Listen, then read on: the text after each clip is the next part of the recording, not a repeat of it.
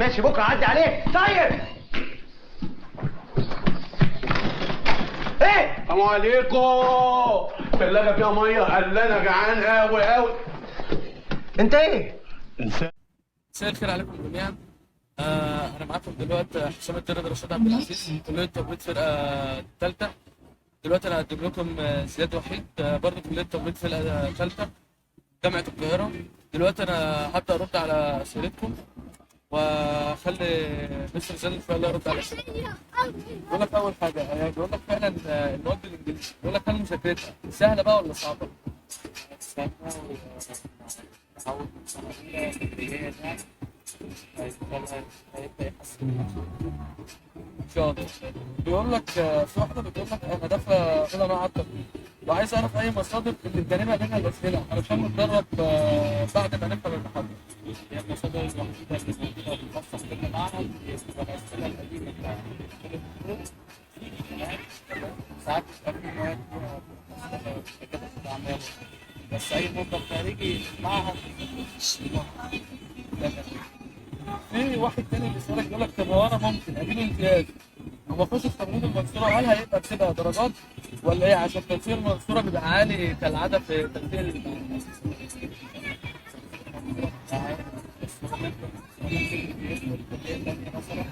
مثلا الناس عشان جغرافيا تمام.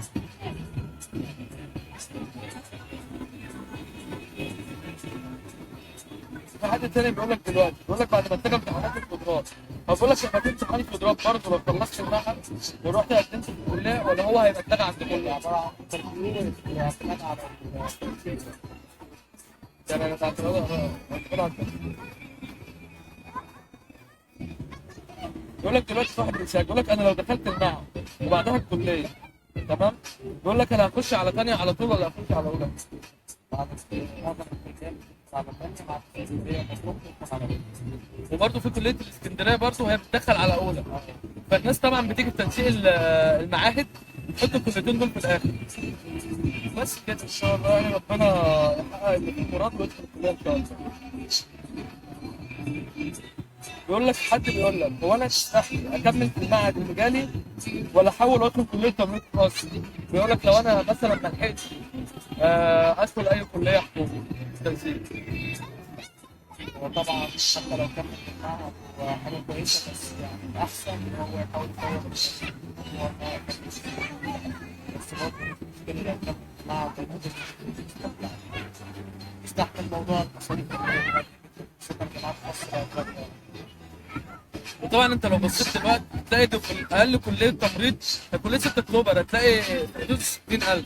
وطبعا بقى يعني لو الواحد طموح شويه وعايز يطور من نفسه هيلاقي طبعا بقى يعني كماستر الدكتوراه، هيلاقي عايز يعمل دبلومه، اي حاجه هيلاقي طبعا اي خطوه جوه بفلوس. وطبعا هيدفع مبالغ عاليه جدا. الافضل طبعا انه يحاول ياخد الريسك ويحاول يدخل كليه تمريض. الموضوع تخصصي وممكن موضوع التخصصي برضه فلوسه قليله، وبيبقى طبعا في كليات تمريض معتمده زي مثلا عندنا في كليه تمريض جامعه القاهره برضه عاملين حوار التخصصي وحاجه حلوه جدا يعني، والناس مستمرين فيه قوي.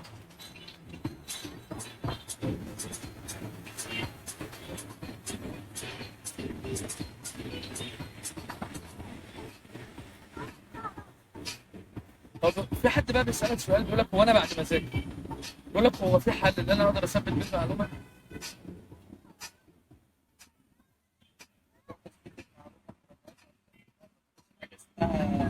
ذاكر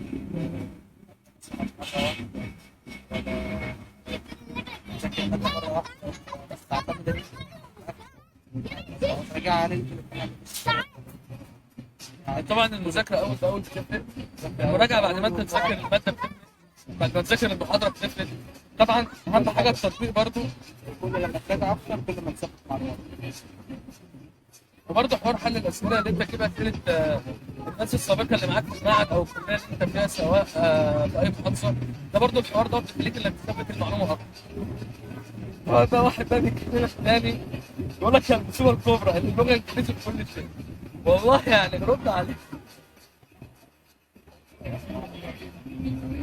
موضوع الإنجليزي ده حاجة طبيعية جدا أساسا يعني. المعلومات كلها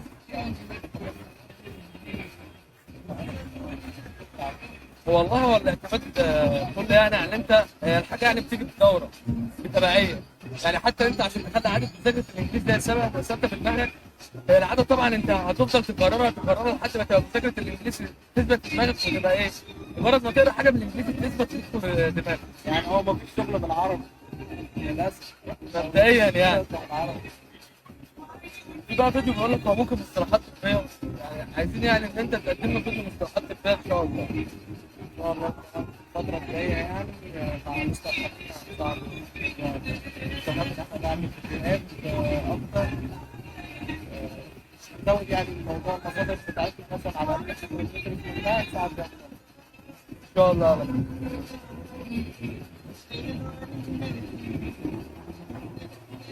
في بقى هنا بقى طالب بيقول لك هو دراسه بالانجليزي، بيقول لك هو ايه معدل المذاكره اللي انا مثلا احتاجه كل يوم اللي انا عشان اقدر اجيب تقدير. قال له طبعا لو انت يعني انت عقلك مش عقلك ثاني، انت لو نسيت المعلومه طبعا لازم تستذكرها يعني مع نفسك، ولازم تراجع مثلا سواء لو انت بتذاكر من الكتاب تراجع الصفحه، سواء بتذاكر من المحاضره تراجع السلايد كتير كده. حتى المحاضرة حاول تذاكرها حتى لو قعدت مع التليفون لحد ما تتعود حتى على الانجليزي اللي انت بتسمعه في الاول. في بقى حد هنا بيسالك بيقول لك بعدين هو معهد فني تمريض هو ممكن التكليف يتلغي بعدين ولا يفضل موجود؟ مفيش الكلام ده طالما لسه في عجز في الأرض، وغالبا العجز ده مش هيحصل الفترة الجاية. وبعدين يعني انت واخد بالك طبعا ان اي حد بيخلص اصلا التمريض بيبقى همه السفر بره.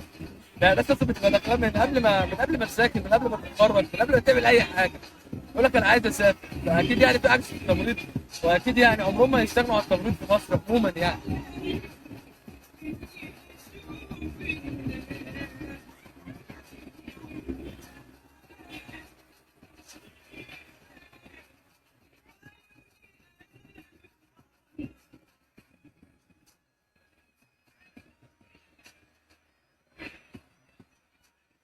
طب في حد هنا بيسألك بيقول لك هو ايه نسبة الامتياز مع الجي بي اي؟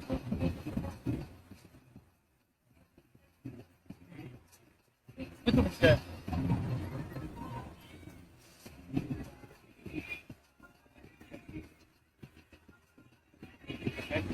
بس هي النسبة عموما بتبقى من 85%. برضه على عجز هي 3 جايب 3 جايب ولا بتسأل مثلا سؤال لو معهد 9 من 10. لا لو معهد هو كده مش بنتكلم على الجي بي اي، كده لو معهد بنتكلم على التأكيد عادي، مفيش جي بي اي للمعهد. عموما الجي احنا بيبقى من 75 غالبا لحد 85 يبقى جيد جدا، 65 ل 75 يبقى جيد غالبا، 85 فوق يبقى امتياز. يعني هي التقديرات المعهد مش حاجة اسمها المعهد. ان شاء الله باذن الله يعني قدام هنقدم فيديو على تأثير الجي بي اي.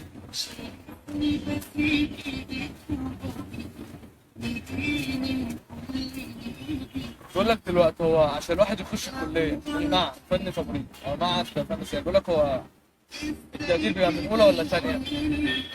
ده حاليا هو النظام القديم هو كان اولى وثانيه، لكن دلوقتي هم خلوا النظام الجديد من ثاني، ودي حاجه حلوه لانهم يساووا طالب المعهد الفني تمريض بالمعهد الفني الصحي، فدي حاجه بقت احسن بكتير وحاجه بقت افضل بكتير.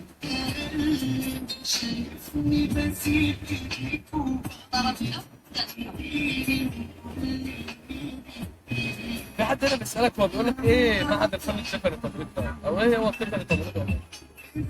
ده كان برنامج غالبا سنتين، بس هو كان سنتين، السنة فيها 3 ترم، بس هو حاليا اتلغى. كان بيطلع حاجة اسمها بكالوريوس الطب، تمام؟ بكالوريوس الطب ده كان المفروض إن هو بسبب الكلية وحصل التسويق الفترة اللي فاتت دي ولغى البرنامج كله والبيت بتاعه تخصص حاليا.